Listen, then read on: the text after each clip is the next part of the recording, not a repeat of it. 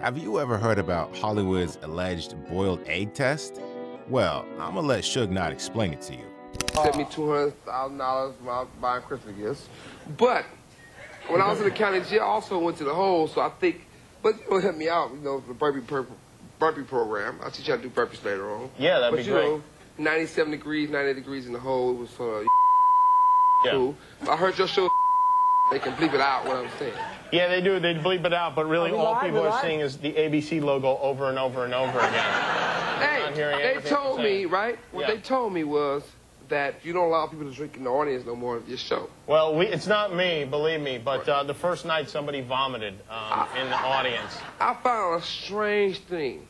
What's that? It was a guy came in the dressing room back there, right? Hey, I want you always to know, I don't wear no makeup, no powder, no nothing. This death row uncut. Right. You know, they say it's the row, we back to death row, though. Because even when I said the row, they still put me in jail. So it's back to death row. Okay, now. Oh, it is back to death row. Death row. So, back in September 2024, and just less than 10 days after his longtime enemy, Sean Diddy Combs, was arrested, Suge Knight did an interview from Richard Donovan Correctional Facility with Chris Cuomo, talking about Diddy's recent arrest. Suge stated that contrary to what many people might think, he's not happy to see Diddy in prison, and that Puffy wasn't always the monster he now is. According to Suge, the diddler we all know today wasn't born like this. Instead, he was abused and made into the man he now is. Suge Knight claimed that in the early days of Brother Love's career, he was abused by various record label executives and other top names in Hollywood. Diddy was allegedly abused by the likes of Russell Simmons, Clive Davis, Jimmy Iovine, and Andre Harrell. Suge stated that Diddy repeated and practiced what was done to him on various other artists. Is that what you're suggesting about Sean Combs, that he was sexually abused and he now sexually abuses? Yeah, I think that's absolutely right. I think he repeat what was done to him. And like I said, if you look at Russell Simmons, you know the truth. Andre Harrell, you know the truth. Clive Davis, you know the truth.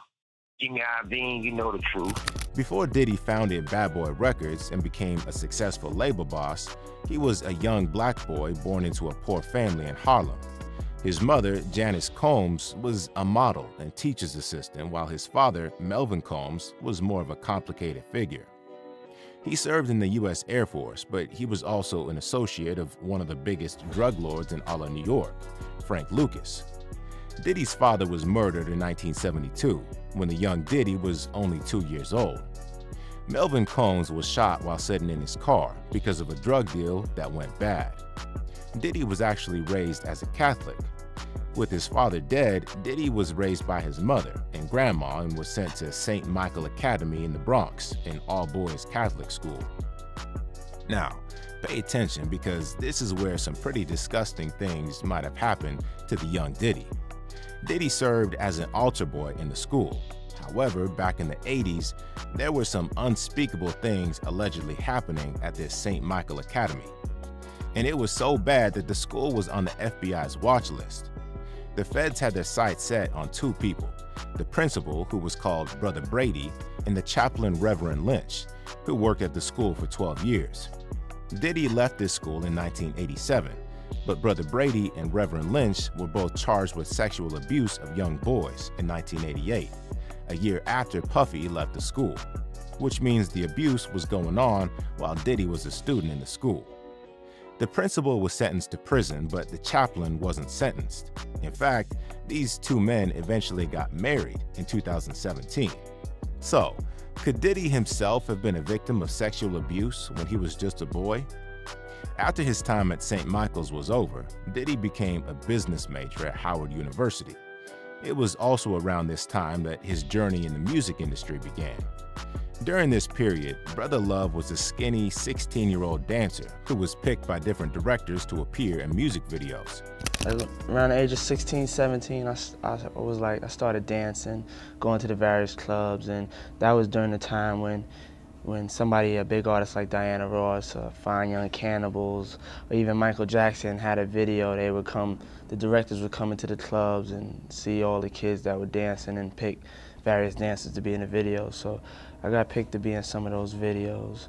After featuring in a couple of music videos, Puffy decided that the music industry is where he wanted to be. But unlike most people, he didn't just want to be a rapper or just another artist. He wanted to be the guy calling the shots. I saw like the people behind the scenes and I was like, that's maybe something that I wanted to do. So I started like asking questions and getting information on the music. So that's another thing that interests my eye besides just looking at the rap and saying, okay, one day I want to be Heavy D, one day I want to be LL Cool J. I was kind of looking at like, okay, one day I want to be like Russell Simmons, or I want to be like Berry Gordy or Quincy Jones. You want to be beyond just an artist, you want to be the person in control. Yes. Yeah. Brother Love was willing to do whatever it took to help him get into the music business. He began asking around and telling record labels that he was willing to intern for free. As I had sort of behind the scenes, I had asked around, and then I was just like, I just want to do whatever I have to do to learn. So I started going to people saying I just wanted to intern for them. First I went to Rush, and they didn't really have no room. That's Russell Simmons. Luckily for Diddy, he was friends with Heavy D. Heavy D, who was an artist on Uptown Records, eventually convinced the label boss, Andre Harrell, to hire Diddy for Uptown Records as an intern. And then finally, a friend of mine, Heavy D, was on a label called Uptown Records with the owner of that was Andre Harrell. And so he hooked up a meeting with me and Andre Harrell, and I just basically asked if I was told him I'd do anything, I'd work for free. Remember, Andre Harrell was one of the names that Suge Knight mentioned earlier. Andre was the man who gave Diddy his shot by hiring him and allowing him to intern in the A&R department. To school, and I was in the A&R department. That stands for Artists and Repertoire. We put the records together, pick the producers, sit down and shape the vision with the artists. And I was underneath the director. Diddy was struggling to juggle his classes at the university and the job he had to do at the label. But the catch was that I was in school. I was in college at Howard University in DC. And they said that I could work for 2 days, Thursday and Friday. So I had to take the train. I had to leave school. So I played hooky from school, and I was taking the train, getting up at like 6 in the morning, taking the train so I could be to work in New York by 10. You know what I'm saying? Then leave on Friday, because I was having parties. I was promoting parties in DC. And I would leave DC Friday night, like around 7, so I could be back at my party like by 12 o'clock. And I was doing that back and forth, but a lot of people like think it's a strain, but it really wasn't a strain, because I just had wanted the music so bad, and I really loved school a lot. So it was like, you know, it was all a lot of fun. The only problem was sometimes I didn't have no money, so I was like hiding in the bathroom all 4 hours, so the train conductor wouldn't catch me. You know what I'm saying? Brother Love had to make a decision, so he dropped out of Howard University in his second year, so he could focus fully on the job he had at the label. After some time, Diddy became the youngest label executive in all of Hollywood at the age of 18. He was promoted and became Uptown's director of the A&R department after the previous director left the label. And because of how the music industry is interconnected, you can't become a label executive without knowing and meeting the men Suge Knight mentioned, the likes of Clive Davis, Russell Simmons, and Jimmy Levine. These were the men who ran the music industry. If Suge's allegations are true, this was the time Diddy started mingling and was taught the alleged horrible practices that happened in the industry. This must have been the time when Diddy started becoming a part of the freak-offs, and perhaps when he started organizing his famous Diddy parties as well. Suge Knight also claimed that apart from the various music and movie stars we all know were present at Diddy's parties, some of your favorite preachers were also guests and participants at Diddy's parties. But if you haven't been in those butt-naked parties, even some of the preachers been in those parties, and they wasn't on their knees praying for God. See, they was praying for somebody to have come real quick or something, but I wasn't there, but there's proof of it. Suge Knight stated that the likes of T.D. Jakes was one of the famous preachers at Diddy's parties. Suge also revealed that Diddy's arrest might also be the reason why Ben Affleck and Jennifer Lopez are getting a divorce. J-Lo is perhaps the most famous name on the list of Diddy's ex-girlfriends. In the late 90s to the early 2000s, Puffy and J-Lo were the Hollywood couple. They had one of the most talked about relationships in the industry, and according to Suge, Jenny from the block was part of the freak-offs, and she and Brother Love did some pretty interesting things together. Suge stated that Diddy has clips to Jennifer Lopez, and after the feds raided his house, they seized the tapes and showed them to her husband, Ben Affleck. I'm quite sure they probably called and the FBI gave respect, a courtesy call of Ben Affleck. It's a white man who got respect in the white world. I'm quite sure they said, we want to show you some things. It's about your wife. When he see this that her and Puffy was doing and who they were doing it with, I'm quite sure they gave his ass those tapes. And I'm quite sure he can never look at her the same. Suge Knight stated that the feds must have also revealed to Ben Affleck that his wife allegedly lied to help Diddy stay out of prison in 1999. So, back in December 1999, Diddy, J-Lo, and Shine were arrested because of a club shooting. All three of them were arrested on the night and spent their night in the Slammer. Shine was arrested at the club and found with a gun, while Brother Love and his girl were arrested after fleeing from the crime scene in Diddy's car. Diddy even tried to bribe his driver to claim ownership of the gun that was found in his car. Diddy was charged with 4 weapons-related charges, while Shine was hit with 8 charges. Many of the eyewitnesses at the club claimed Diddy had a gun with him and was responsible for shooting an innocent woman on this night.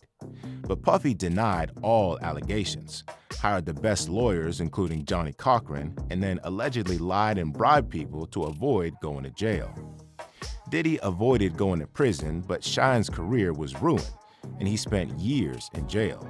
Suge Knight stated that J-Lo was one of the people who lied for Diddy, and that she intentionally ruined Shine's life.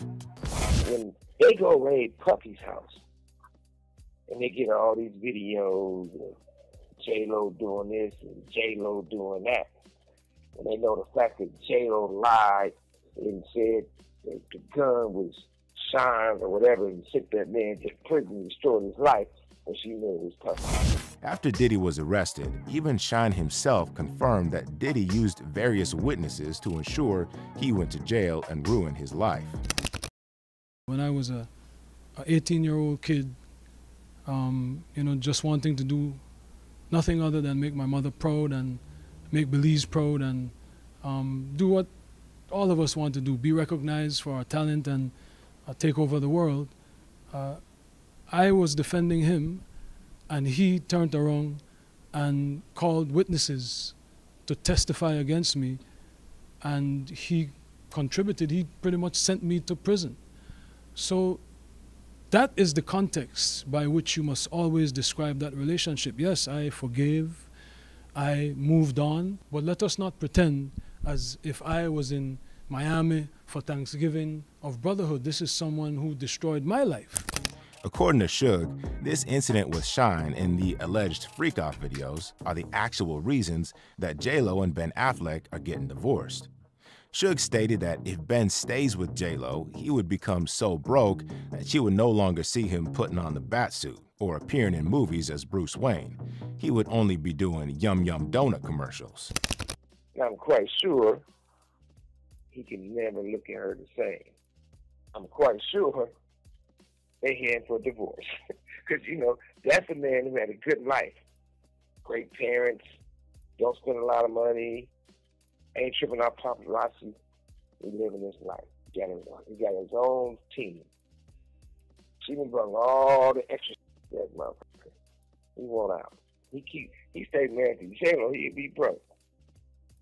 Instead of just doing movies, he'd be doing Yum Yum Donuts commercials. Next thing he'd be doing is Jack in the Box commercials. So, let me know what you think in the comments. Do you believe Suge's claims that Diddy was taught the various disgusting acts by the industry? And do you agree that these are the reasons Ben Affleck and Jennifer Lopez are getting divorced? Share your thoughts with me in the comments, and I will see you in the next video.